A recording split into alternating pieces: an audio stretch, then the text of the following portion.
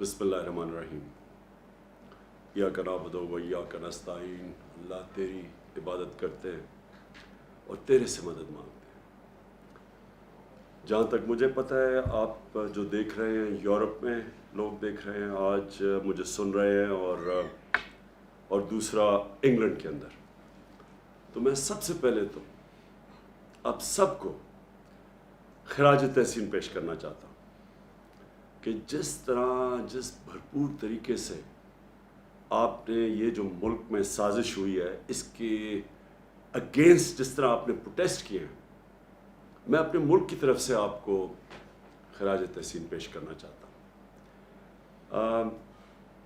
Briefly آپ کو سب کو پتہ ہوا کہ آپ تک تو پتہ چل ہی گیا ہوگا کہ ایک فیصلہ ہوا باہر کے ملک نے، امریکہ نے، وہاں فیصلہ ہوا کہ جی ان کو ایک عادت نہیں ہے پاکستان میں ایک حکومت جو کہ انڈیپینڈنٹ فیصلے کرے، جو اینٹی امریکن نہیں۔ میں کبھی بھی اینٹی امریکن نہیں رہا، میں کبھی اینٹی یورپ انگلینڈ کبھی بھی کسی ایک ملک کے خلاف تو صرف ایک بڑا کمزور اور تنگ نظر ذہنی ایک قوم کے خلاف ہو سکتا ہے۔ قوم میں اچھے برے ہوتے ہیں، قوم کی اچھی پالیسیز ہوتی ہیں، بری پالیسیز ہوتی ہیں۔ میری ڈونلڈ ٹرمپ سے اور اس کی ایڈمنسٹریشن سے بڑے اچھے تعلقات تھے، لیکن یہ ہوا کہ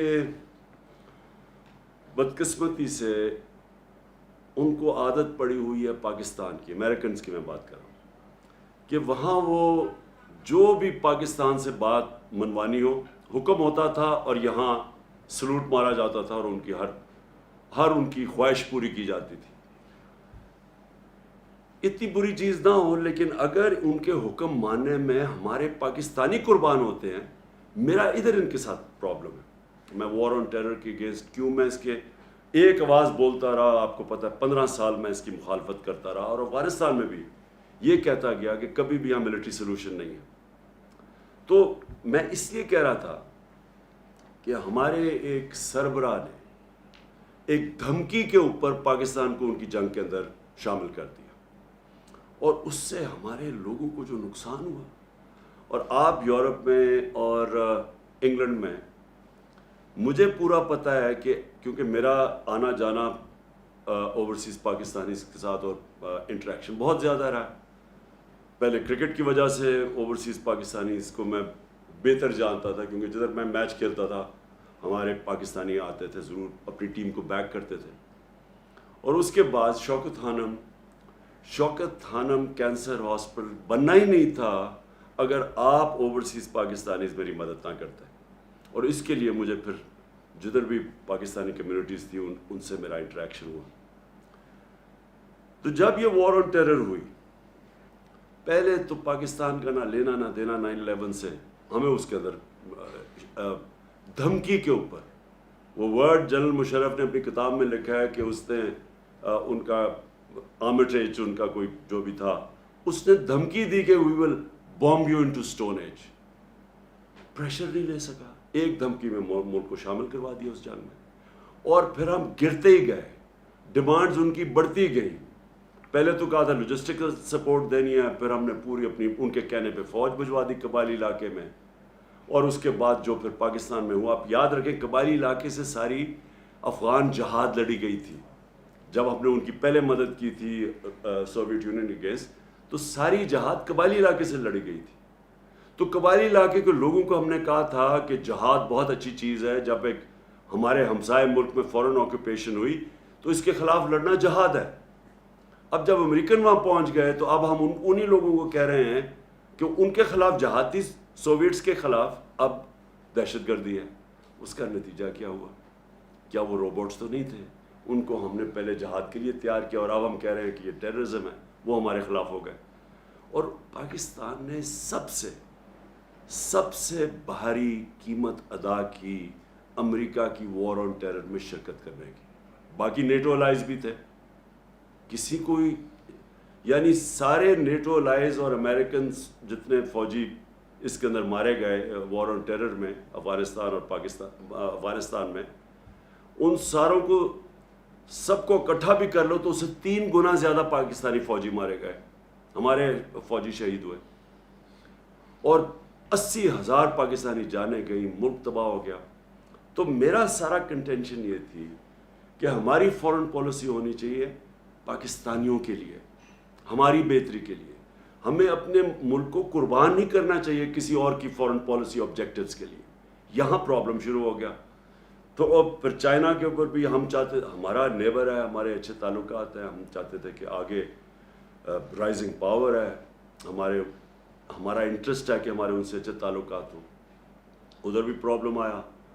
اور پھر روس میں جب انویٹیشن ملا تو اب ہم کیوں چاہ رہے تھے، ہمارا تو بڑی پہلے سے کوشش ہو رہی تھی کہ رشیا ہمارے ساتھ تعلقات اچھے ہو، کیونکہ کولڈ وار کے بعد ہمارے، اور جو ہم نے امریکہ کا ساتھ دیا سوویٹس کے اگینسٹ افغانستان میں، تو ہمارے تو تعلقات کبھی بھی ٹھیک نہیں تھے. تو یہ پہلی دفعہ ہم نے کوشش کی، کیونکہ ہمیں بڑا فائدہ ہے خاص طور پہ گیس کا آگے، اور ہماری پہلے سے حکومتیں یہ گیس پائپ لائن کی بات کر رہی تھیں، اور یہاں گیس ختم ہوتی جا رہی ہے. اور دوسرا پھر ہم نے گندم امپورٹ کرنی تھی ان سے، اور وہاں ہم نے ان سے طے کیا کہ تیل 30% کم قیمت پہ ہمیں تیل مل رہا تھا. تو ہم نے ان سے نیگوشیٹ کرنا تھا اپنے لوگوں کی بہتری کے لیے. ہندوستان نے نیگوشیٹ کیا اور سستا تیل منگوا رہا ہے روس سے، جبکہ ہندوستان کی اسٹریٹجک الائنس ہے امریکہ کے ساتھ. تو اس کے اوپر وہ ناراض ہو گئے. اور پھر جب بیسز کی بات آئی کہ جی افغانستان آپ جب ایویکویٹ کیا تو ہم آگے جو بیسز ہوں، ہم یہاں سے اگر کوئی ٹیررزم افغانستان میں تو کنڈکٹ کیا جائے، بالکل ان ایکسیپٹیبل ہے.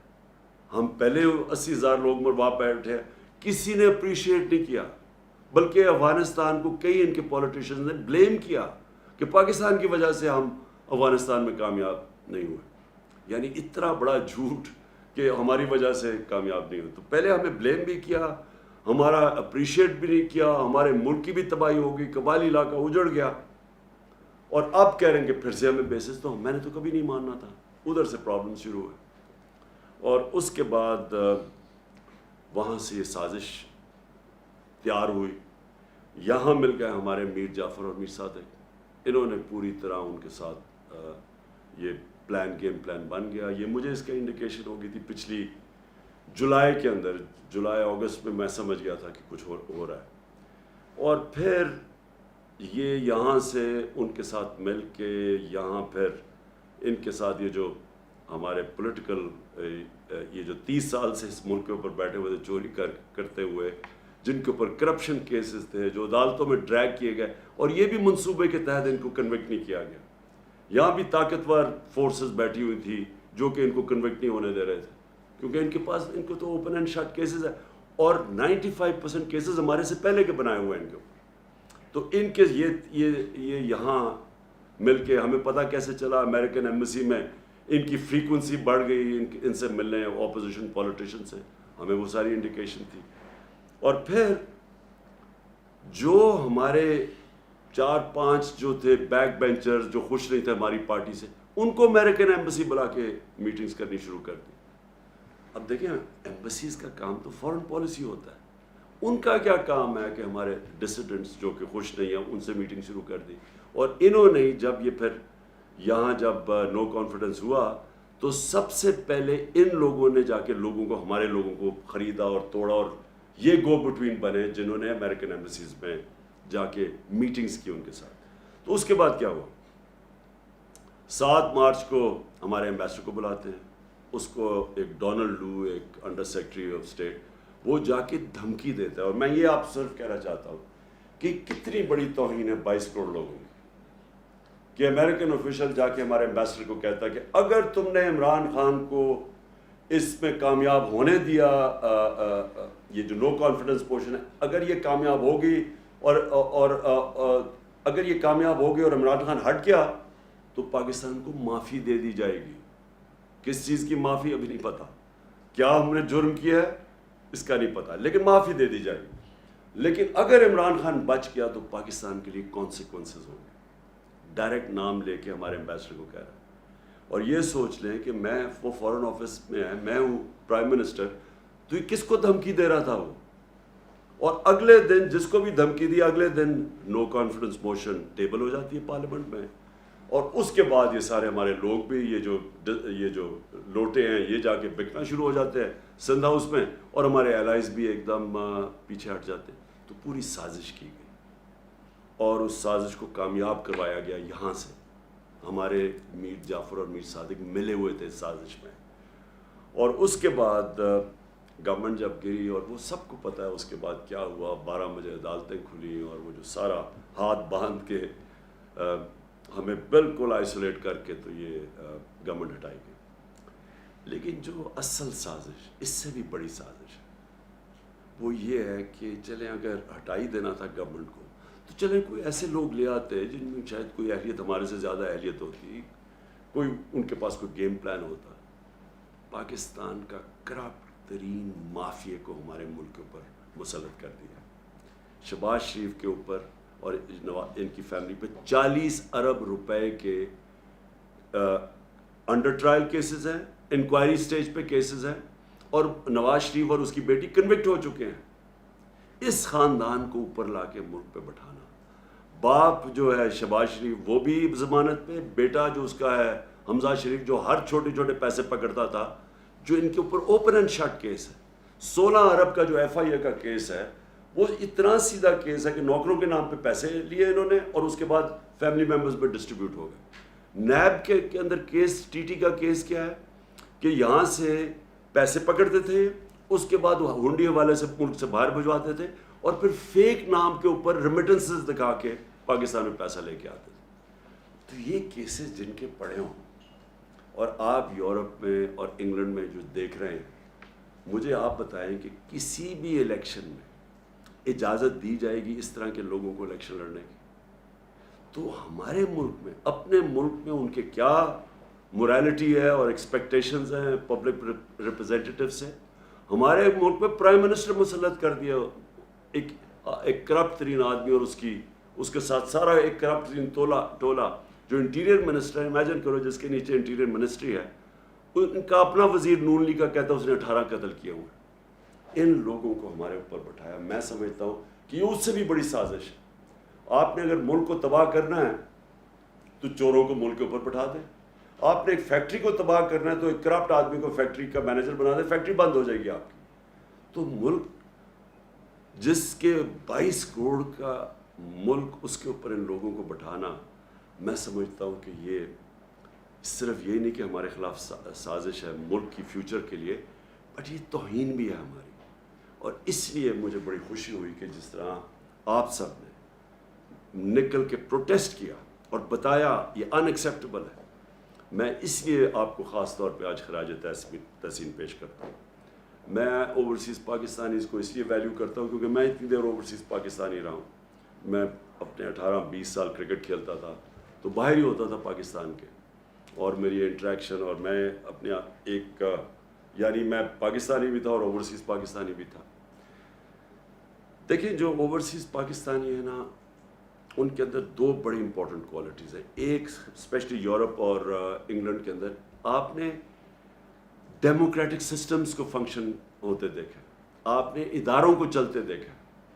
آپ سب سے زیادہ سمجھتے ہیں کہ جو پاکستان میں ہوا ہے اس سے زیادہ ظلم کسی قوم سے نہیں ہو سکتا کہ پہلے سازش کر کے ایک الیکٹڈ گورنمنٹ گراؤ, اور اچھا وہ گورنمنٹ گراؤ جس نے پاکستان جب سنبھالا تھا تو بینکرپٹ تھا. سب سے بڑا بیرونی خسارہ تھا پاکستان کا, جس کو کرنٹ اکاؤنٹ ڈیفیسٹ کہتے ہیں. کبھی پاکستان کی تاریخ میں اتنا بڑا بیرونی خسارہ نہیں ملا تھا. اور اس ملک کو جو بینکرپٹ ملک تھا, جدھر ہمارے پاس ڈالرز ہی نہیں تھے, اور یعنی میرے لیے اتنا وہ شرمندگی کا وقت تھا کہ مجھے جا کے باہر کے ملکوں سے پیسے مانگنے پڑے کیونکہ ہم بالکل بینکرپٹ تھے.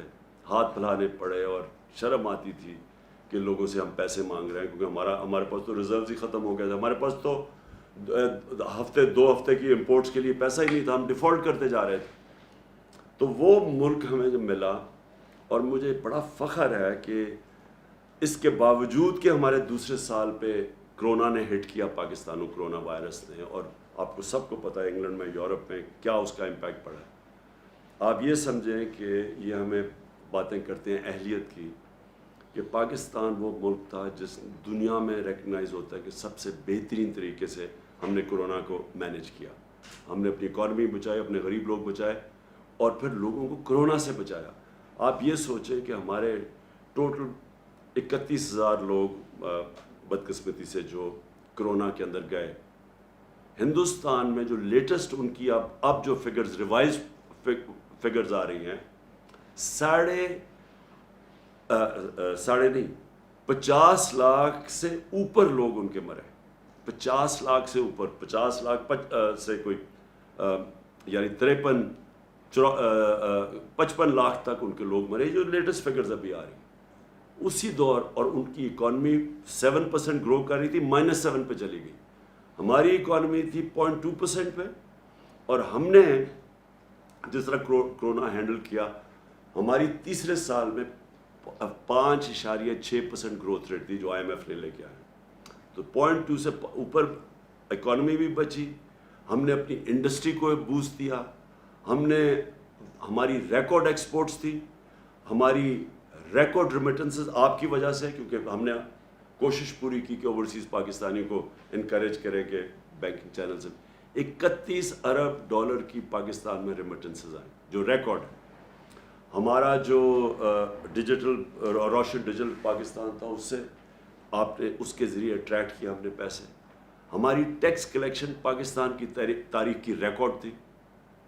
ہماری جو 5 فصلیں تھیں، اور خاص طور پہ جو 4 بڑی فصلیں، اس میں پاکستان کی تاریخ میں ریکارڈ پروڈکشن ہوئی. سب سے زیادہ پیداوار ہوئی، کیونکہ ہم نے کسانوں کی مدد کی، ان کو ٹھیک ٹائم میں پیسے دیے، ان کو صحیح قیمت لگائی اپنی فصلوں کی.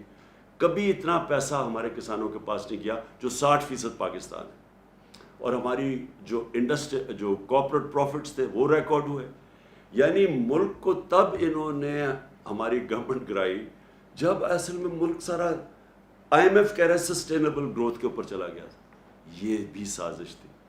ان کو خطرہ تھا کہ اگر اور جس طرح ہمارے سارے پلانز آگے جا رہے تھے، فیوچر لانگ ٹرم پلاننگ، ان کو ڈر یہ تھا کہ اب اس کے بعد سارے مشکل وقت سے تو ہم نکل چکے تھے، تب انہوں نے گورنمنٹ گرائی. اب میں آپ کو جو سازش کا بریف طریقہ بتاؤں کہ یہ جب باہر سے سازش کرتے ہیں، یہ کرتے کیا. جو پرائم منسٹر مصدق تھے 1950 کی دہائی میں، 54 میں جب تھے وہ ایران میں، تو اب تو CIA کے پیپرز ڈی کلاسیفائی ہو گئے نا، تو آپ وہ پورا پڑھ لیں کہ اس کو کیسے گرایا گیا تھا MI5 نے اور MI6 نے اور CIA نے. طریقہ کیا تھا اور اس کا کیا مسئلہ تھا کہ وہ چاہتا تھا کہ ایران کے تیل سے ایرانیوں کو فائدہ ہو. وہ ان کی جو برطانیہ کے امریکنوں کی کمپنیاں تھیں، وہ زیادہ پیسے وہ لے کے جا رہی تھی، وہ چاہتا تھا ایران کو فائدہ ہو. اس کی وجہ سے انہوں نے اس کی گورنمنٹ گرائی. اور کیسے گرائی؟ سب سے پہلے میڈیا پہ پیسہ خرچ کیا، اس کو برا بھلا اس کے خلاف کیمپین کی گئی. میں آج پوچھتا ہوں میڈیا سے، اپنے میڈیا سے، ذرا آپ بھی پوچھا کریں کہ کدھر گئی مہنگائی. اب تو مہنگائی ہمارے دور سے اب تو ریکارڈ مہنگائی پہنچ گئی ہے. بجلی کی قیمتیں بڑھا دی ہیں انہوں نے، گھی ریکارڈ قیمت پہ، ہر چیز کی قیمت بڑھ گئی ہے. اب کیوں نہیں مائک پکڑ کے لوگوں کے پاس جا رہے جی کہ بتائیں جی کیا حالات ہیں اپنے؟ اب کیوں نہیں پوچھتے؟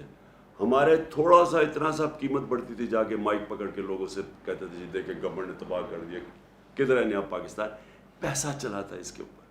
یہ پیسہ چلایا تھا ہماری گورنمنٹ کو ڈیگریڈ کرنے کے لیے. اور بالکل یہ مصدق سے انہوں نے کیا.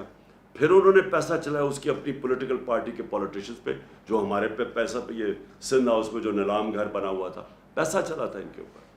پھر انہوں نے ڈیمونسٹریشنز کروائیں جو اپوزیشن پارٹیز تھی. یہ سارا جب مصدق کو گرایا تھا، آخر میں جب مداخلت ہونے سے پہلے یہ سب کچھ کیا تھا. انہوں نے بھی لانگ مارچ، کبھی فضل الرحمان آ رہا ہے لانگ مارچ، کبھی وہ بلاول آ رہا ہے سندھ سے لے کر لوگوں کو، وہ ساری فیل ہو گئی کیونکہ لوگ ان کے ساتھ ہی نہیں تھے. آخر میں انہوں نے ہمارے پاس یہ جو کیا. اور میں جو آپ سے اوورسیز پاکستانی آپ سے جو میں نے امید لگائی ہے وہ یہ کہ آپ نے اپنے پولیٹیشنز کو، کیونکہ اگر کسی کو بھی وہاں انہوں نے پتہ نہیں چلنے چاہیے پاکستان کی جو نیوز ہے، باہر نکلنے نہیں دی کہ یہ ہوا کیا پاکستان سے. وہاں باہر بتایا جی عمران خان بڑا انپاپولر ہو گیا تھا، دیکھیں جی اس کو گرا دیا.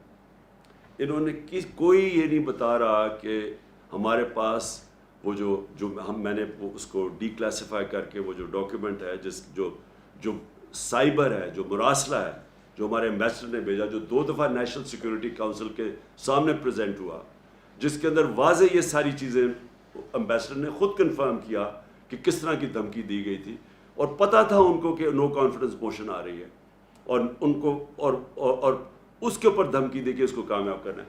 تو اب تو کلیئر ہو گیا سب کچھ. اب تو ان کو بھی ماننا پڑا کہ جناب وہ سارا کچھ اوتھینٹک ہے. لیکن باہر نہیں پتا، آپ کے یورپ میں نہیں پتا، انگلینڈ میں نہیں پتا، انہوں نے سپریس کیا ہوا ہے. وہ بھی ان کی بھی میڈیا ان کی اسٹیٹ پالیسیز کے ساتھ رہتی ہیں، اور انہوں نے کہا ہوگا کہ یہ بھی ہمارے نیشنل انٹرسٹ میں. لیکن آپ کو کم از کم یہ پوچھنا چاہیے اپنے پولیٹیشین سے، لوگوں کو لکھنا چاہیے، لیٹر لکھنا چاہیے کہ یہ جو ہوا ہے یہ کیا یہ آپ الاؤ کریں گے اپنے ملک میں؟ کیا ہندوستان میں آپ کریں گے؟ یہ ایک 22 کروڑ لوگوں کے ملک میں یہ جو انہوں نے کیا ہے، کم از کم آپ کو letter to the editors campaign, اب تو سوشل میڈیا کیمپین آپ کر سکتے ہیں. آپ پلیز اس کے اندر ضرور شرکت کریں، کیونکہ وہاں آپ کی آواز اثر کرتی ہے، لوگوں کو افیکٹ کرتی ہے. لوگوں کو پتہ ہے جب ایک آپ پوری کیمپین چلاتے ہیں، اور میں کہہ رہا ہوں سوشل میڈیا پہ کیمپین چلائیں، لیکن آواز ضرور اپارٹ فرام پروٹیسٹ جو آپ نے کیے یہ ضرور کریں. دوسری چیز ہم نے تو یہ ایکسیپٹ کبھی نہیں کرنا. میں نے ابھی جلسے کر رہا ہوں، لیکن میں انشاءاللہ 20 تاریخ کے بعد کال دوں گا اسلام آباد کی، اور میں یہ میری 26 سال کی پبلک ڈیلنگ کے اندر یہ میرا تجربہ ہے کہ کبھی پاکستان کی تاریخ میں اتنی بڑی پبلک نہیں نکلے گی جو انشاءاللہ اسلام آباد پہنچے گی. اور میں نے کبھی پبلک میں اتنا شعور اور بیداری نہیں دیکھی جو آج پاکستانی قوم میں ہے. میں نے کبھی پاکستانی قوم کو اتنا متحد نہیں دیکھا. صرف میں نے ایک دفعہ 1965 وار میں دیکھا تھا، میں 13-14 سال کا تھا. مجھے ابھی بھی یاد ہے کہ کس طرح ساری قوم اکٹھی ہو گئی تھی. اس کے بعد یہ پہلی دفعہ میں نے دیکھا کہ ساری قوم اکٹھی ہو گئی ہے ایک چیز کے اوپر کہ غلامی نامنظور، امپورٹڈ حکومت نامنظور. یہ ساری پاکستانی قوم میں نعرہ چل پڑا. انہوں نے اتنی بے شرمی کی کہ وہاں ان کو آوازیں لگ گئیں جا کے مدینہ کے اندر، اور ہمارے اوپر کیسز کر دیے، بلاسفمی کیسز کر دیے. سوچے کہ کچھ شرم نہیں آتی کہ اس کے اوپر ہمارا یہاں شب دعا ہو رہی تھی، ہمیں پتہ ہی نہیں ہے کہ یہ پہنچے ہوئے مدینہ. اور اس وقت انہوں نے ہمارے اوپر کیسز کیا، اور شیخ رشید کے بھتیجے کو انہوں نے پکڑ کے جیل میں ڈال دیے. یہ ہے وہ حکومت جو لے کے آئے ہیں، کرمنلز کی حکومت ہے. انہوں نے ساری زندگی یہ کیے، جھوٹے کیسز مخالفین کے خلاف، ڈرانا دھمکانا، اور جو نہ ڈرے اس کو خرید لاؤ، یا خریدو اور یا پھر. تو انہوں نے وہ جو کیسز کیے، میری ایک کنٹینشن ہے کہ دنیا کے کسی حصے میں جدھر پاکستانی ہے یہ حکومت کے لوگ چلیں، ان کو 2 نعرے لگیں گے ہر جگہ، غدار اور چور. کہیں بھی یہ چلے جائیں، کیونکہ اس وقت قوم میں کنسنسس ہو چکا ہے اس چیز کا. اور اس لیے میں نے صرف میں لوگوں کو ایک پرامن احتجاج ہوگا ہمارا اسلام آباد میں. ہم کبھی نہیں چاہتے کہ کسی قسم کا انتشار ہو، بلکہ ہم فیملیز کو بھی بلا رہے ہیں. ہم چاہ رہے ہیں سب اس پہ شرکت کریں اس احتجاج میں، اور صرف لوگوں کے سامنے، قوم کے سامنے، انٹرنیشنل میڈیا کے سامنے، اور یہ جو غدار ہیں ان کے سامنے اور اداروں کے سامنے پبلک کا ان کو پتہ چلے کہ یہ قوم کھڑی کدھر ہے، تاکہ ان کو پبلک کا زور پتہ چلے کہ اس وقت قوم کدھر کھڑی. جو میرا پاکستان کی ساری زندگی کا تجربہ وہ یہ کہ ہماری جو اشرفیہ ہے، ہماری جو رولنگ ایلیٹ ہے، وہ بدقسمتی سے کرپٹ بھی ہے، سافٹ بھی ہے، غلام بھی ہے. وہ سمجھتے ہیں کہ جناب امریکہ کے بغیر ہم گزارا نہیں کر سکتے. ہم نے تو کبھی نہیں کہا کہ امریکہ کے خلاف ہو، ہم نے تو کبھی اینٹی امریکن بات نہیں کی، لیکن ہم نے یہ کہا ہے کہ غلامی نامنظور. ہم دوستی کرنا چاہتے ہیں، غلامی نہیں کرنا چاہتے. اور یہ ساری قوم کی آواز ہے آج، کیونکہ قوم ہماری مضبوط ہے. جب بھی آپ پاکستانی قوم کو ٹیسٹ کریں گے، زلزلہ آیا میں نے خود دیکھا، سارے لوگوں نے شرکت کی. جب سیلاب آیا تھا وہ اتنا بڑا پاکستان میں تباہی مچی تھی اس کی، ہر پاکستانی نے مدد کی تھی، باہر بیٹھے اندر بیٹھے. یعنی ہمیں جب آزمایا جاتا ہے قوم کھڑی ہو جاتی ہے. اوپر ہمارے بدقسمتی سے چیری بلاسم بوٹ پالش بیٹھے ہوئے ہیں جن میں نہ کوئی خودداری ہے، پیسے کی بدھ کی پوجا کرنے والے ہیں، پیسے ان کے باہر پڑے ہوئے ہیں، چوری کر کے پیسہ باہر. آج ان کے جو بھی لنڈن جانتا ہے سب سے مہنگے علاقے میں شریف خاندان کے گھر ہیں. ایک ایویڈنس نہیں دے سکتے کہ پیسہ کدھر سے آیا. اس لیے بیٹے باہر بھاگ گئے کیونکہ بیٹوں سے جب پوچھنا تھا کہ بتائیں یہ آپ ایک بیٹا 9 ارب کے گھر میں رہتا ہے اور دوسرا اربوں روپے کی جو پراپرٹیز ان کی اور جو بے فیئر کی ہے، بتا ہی نہیں سکتے کہ کدھر سے پیسہ ہے، کیونکہ چوری کا پیسہ ہے. آج تک پوچھتے رہے ان سے کہ وہ پینما پیپرز کے انکشاف کے بعد کہ بتائیں مریم کے نام پہ یہ 4 بڑے بڑے محلات ہیں آپ کے مے فیئر میں، پیسہ کدھر سے آیا؟ ایک پیپر نہیں یہ بتا سکے پیسہ کدھر سے آیا، نہ یہ بتا سکتے ہیں کیونکہ چوری کا پیسہ ہے. اس لیے یہ جو لوگ باہر بیٹھے ہوئے ہیں یہ کبھی بھی اس ملک کے لیے سٹینڈ نہیں لے سکتے. ان کو پتہ ہے کہ کبھی بھی منی لانڈرنگ پہ ان کو پکڑ سکتے ہیں. جس طرح روس کے جو اولیگارکس ہیں، جو بڑے بزنس مین ہیں، ان کو آپ مغرب کے اندر ان کی پراپرٹی ضبط کر رہے ہیں، ان کو پکڑ رہے ہیں، اسی طرح جب بھی وہ چاہیں ان چوروں کو پکڑ سکتے ہیں. اس لیے کنٹرولبل ہے، یہ کبھی ملک کے لیے سٹینڈ نہیں لیں گے. اور اس لیے بھی یہ موومنٹ کا کامیاب ہونا بہت ضروری ہے. تو میں آخر میں آپ سب کو جو پیغام دینا چاہتا ہوں وہ یہ کہ آپ نے اسی طرح مظاہرے کرنے ہیں. آپ نے جو آپ کے علاقوں میں پبلک ریپرزینٹیٹیوز ہیں ان کو آپ نے ضرور خط لکھنا ہے، پٹیشن کرنی ہے، سوشل میڈیا کیمپین کرنی ہے. اور پھر آپ نے جو ہمارا وہ ہے جو ہمارا اکاؤنٹ ہے نامنظور.com، جو ہماری ویب سائٹ آئی، اس کے اوپر آپ نے سب نے اس پہ کنٹریبیوٹ کرنا ہے، کیونکہ ہم اب پوری کیمپین چلائیں گے اپنی سارے پاکستان میں. اور اس کیمپین کے لیے ہمیں اوورسیز پاکستانیز کی بڑی ہیلپ چاہیے ہوتی ہے، کیونکہ آپ کی کنٹریبیوشن، تھوڑی سی کنٹریبیوشن یہاں ہمیں بڑا فائدہ پہنچاتی ہے. اس میں ضرور آپ نے کنٹریبیوٹ کرنا ہے. اور انشاءاللہ وقت یہ ثابت کرے گا کہ یہ جو پاکستان میں ایک ڈیفائننگ مومنٹ ہے، اور یہ وہ ایک لمحہ ہے پاکستان میں جب یہ قوم بالکل آزاد ہو جائے گی اس طرح کے چوروں سے، ڈاکوؤں سے، غداروں سے. اور یہ پھر جو میں خواب دیکھتا تھا نیا پاکستان کا، انشاءاللہ اس خواب کی طرف ہم نکل جائیں گے. پاکستان زندہ باد.